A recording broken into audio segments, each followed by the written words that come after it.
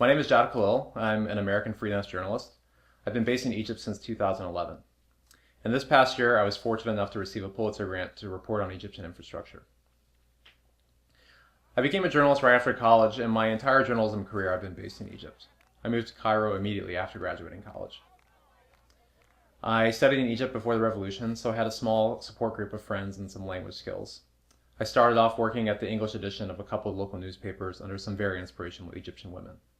Then, in 2014, I transitioned to being freelance full-time. During my time in Cairo, one of the things that I really came to love about the city is how big it is. A lot of people say that it's dysfunctional.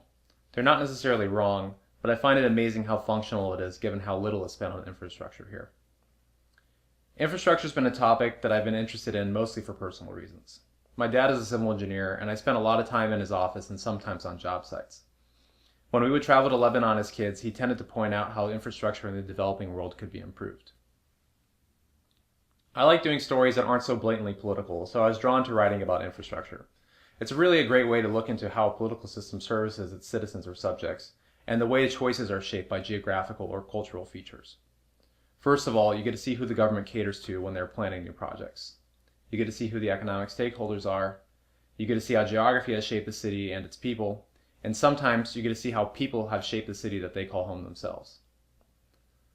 For my project, I focused on two main aspects of infrastructure. The first aspect I focused on was new urban development. For this story, I looked at the literal building blocks of development. South of Cairo, there are fields of smokestacks. There, guys are working in the sweltering heat, between ovens and the Egyptian sun, making about 250,000 bricks in a single factory. Before the 1970s, these bricks were made from the Nile soil, the same thing as farmland. One of my stories was about the relationship between informal development and food security. After the revolution, there was a bonanza of building on farmland. The problem with that is that Egypt is a desert country, and it really needs farmland. You'll see 12, 13, 14-story buildings randomly in a field of hay or clover. This is where working and middle-class Egyptians live. Most of this is illegal because the government wants formal development to happen in the desert. I also went to a new development where professional and wealthy Egyptians live.